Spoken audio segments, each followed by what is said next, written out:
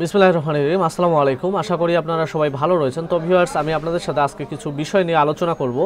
গর্ভবতী ভাতা 800 টাকা দেওয়া হয়েছে এবং বয়স্ক বিধবা প্রতিবন্ধী ভাতা কবে দিবে, উপবৃত্তি কবে দিবে। তো তার আগে আমি আপনাদেরকে বলি যে আসলে গর্ভবতী ভাতা আজকে আবার 800 টাকা দিবে। অ্যাকাউন্ট চেক করুন। আপনারা এই বিষয়টা দেখে কিন্তু আপনার সমস্ত ভিডিওটা না দেখেই কিন্তু আপনারা যদি আপনাদের অ্যাকাউন্ট চেক করেন তাহলে কিন্তু আপনারা একটা সমস্যায় পড়বেন। তো ভিউয়ার্স, আসলে আমি আপনাদেরকে বেশিক্ষণ সময় নিব না, কয়েকটি কথা বলবো আপনাদেরকে এবং এই কথাগুলো আপনার জীবনে খুবই গুরুত্বপূর্ণ হবে। কারণ আপনারা জানেন যে আপনারা যারা গ্রামীণ অঞ্চলে বসবাস করেন, আপনাদেরকে নিয়ে কোনো প্রকার কোনো টিভি চ্যানেল বা কোনো আপনাদের গণমাধ্যম সেরকম কিছু কথা বলে না। আপনারা যদি 6 মাসেও যদি ভাতার টাকা যদি না পান, তারা কিন্তু আপনাদের বিষয় নিয়ে কোনোদিনও মাথা ঘামাবে না।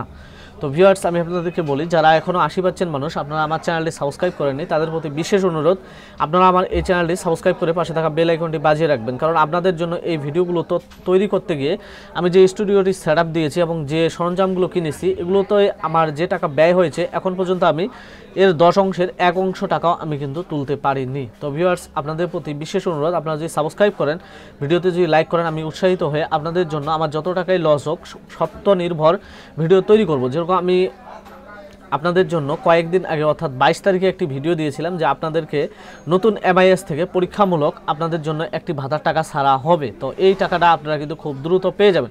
আমি বলছিলাম আপনাদেরকে 28 তারিখের কথা, কিন্তু আপনারা আসলে 23 তারিখে টাকাগুলো পেয়ে গেছে। আপনাদের মনে একটা বিশেষ প্রশ্ন রয়েছে যে আসলে গর্ভকালীন ভাতায় এটা কিন্তু আপনাদের কাছে সর্বপ্রথম যেটা দেওয়া হয়েছিল তো 4800 টাকা, তাহলে এবার 800 টাকা দিল কেন? তাহলে কি আপনাদের সাথে ইউনিয়ন সরকারের যেই সমাজ কল্যাণ বা মহিলা বিষয়ক অধিদপ্তরের যে উপদেষ্টা রয়েছে সালমান এস মুর্শিদ, তো উনি কি আসলে আপনাদের সাথে প্রতারণা করতেছে? আসলে এটা না। আপনাদেরকে আগে সর্বপ্রথম বুঝতে হবে যে আসলে গর্ভবতী ভাতার যে ক্রাইটেরিয়াটা, এটা আসলে কি সিস্টেমে চালু করা হয়েছিল। আপনারা জানেন যে এটা 22-23 অর্থ বছরের একটি বাজেট এবং এটি এখন পর্যন্ত চলমান রয়েছে। এটি আপনি প্রতি মাসের 1 থেকে 20 তারিখের মধ্যে বাংলাদেশের যে কোনো ইউনিয়ন পরিষদ অথবা আপনাদের পৌর কাউন্সিলরে গিয়ে আপনারা এটাকে আবেদন করতে পারবেন। কিন্তু আসলে এটা আবেদনের ক্ষেত্রে আপনাদের সর্বপ্রথম যে ক্রাইটেরিয়া তা হচ্ছে যে এটি একজন গর্ভবতী মাকে সর্বোচ্চ 36 মাস ধরে এই ভাতাটি দেওয়া হবে এবং তার জন্য যে বাজেটে রাখা হয়েছে 28,800 টাকা।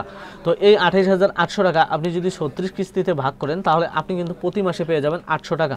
আর এই ভাতাটি যখন সর্বপ্রথম শেখ হাসিনা সরকার সাইন করে এটাকে সর্বপ্রথম অনুমোদন দেয়, তো তখন কিন্তু উনি বলেছিল যে এই ভাতাটি দেওয়া হচ্ছে যে কোনো গর্ভবতী মাকে শিশুর খাদ্য ও মায়ের পুষ্টির জন্য। তো এটি কিন্তু প্রতি মাসে আপনাদেরকে 800 টাকা করে দেওয়ার কথা থাকলেও সে সময়ে সার্ভার হ্যাসেল এবং ইএফটি এর মাধ্যমে ট্রান্সমিট করার কারণে ইএফটিতে ফান্ড ট্রান্সফারের সমস্যা হওয়ার কারণে আপনাদেরকে লাস্ট 90 দিন অন্তর অথবা লাস্ট 180 দিন বা 6 মাস অন্তর অন্তর আপনাদেরকে ভাতাগুলো দেওয়া হচ্ছিল। তো এখন যেহেতু বাংলাদেশ সরকারের প্রধান উপদেষ্টা ডক্টর মোহাম্মদ ইউনূস স্যার রয়েছেন এবং উনি কিন্তু নিজস্ব একটা উদ্যোগ নিয়েছেন যে যেহেতু গ্রামীণ অঞ্চলে গর্ভবতী মায়েরা অর্থাৎ একজন দুস্থ মায়ের কাছে এই 800 টাকা পৌঁছানো কিন্তু খুব জরুরি। এই 800 টাকা দিয়ে উনি কিন্তু প্রতি মাসে ওনার যেই খাদ্যের চাহিদা বা বাচ্চার যে দুধের টাকা লাগে সেটা কিন্তু উনি যোগান দিবেন। তো যেহেতু যোগান দিবেন, তো এই 800 টাকা করে গেলে আপনাদের কাছে আপনারাই কিন্তু উপকারী হবেন, কারণ আপনাদের কাছে 800 টাকা করে যাচ্ছে। আমার কাছে একজন আপু ফোন করে বলেছিল যে ওনার বাচ্চার জন্য দুধ কেনার লাগে, কিন্তু আসলে উনি টাকা পাচ্ছে না। তো যেহেতু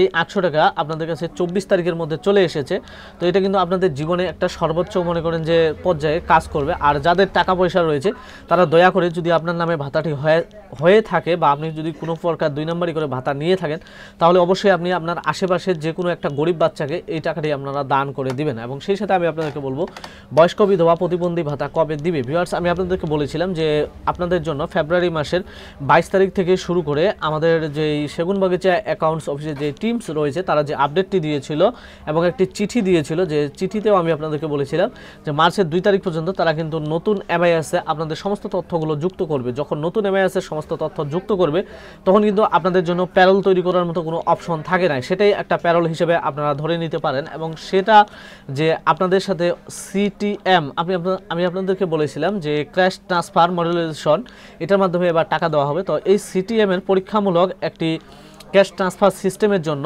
মোটামুটি প্রায় আমি যেটা ধারণা করতেছি যে একটি টোকেন প্রায় সেখানে মনে করেন যে 2,99,000 জন ভাতাভোগীর নাম থাকে। তো সেই হিসেবে একটি ভাতার টাকা হয়তো বা ছাড়া হবে এবং সেটা মাত্র 3 লক্ষের কাছাকাছি পাবে। এবং এর পরবর্তী পর্যায়ে আপনারা দেখবেন যে হয়তো বা 15ই রমজানের আগে গণহারে টাকার বৃষ্টি হওয়া শুরু হবে, যে আপনারা সবাই আপনাদের টাকাগুলো পেয়ে যাবেন। এবং উপবৃত্তি কবে দিবে, উপবৃত্তির যে সমস্যাটা সেটা আমি আপনাদেরকে বারবার একটা কথাই বলবো যে ইএফটিতে সমস্যা হওয়ার কারণে আপনাদের উপবৃত্তি দিতে জটিলতা হচ্ছে। তবে সামনে যে রমজান ঈদ আছে এই ঈদের আগেই আপনারা আপনাদের উপবৃত্তিগুলো পেয়ে যাবেন। তো ভিউয়ার্স এতক্ষণ ভিডিওর সাথে থাকার জন্য ধন্যবাদ।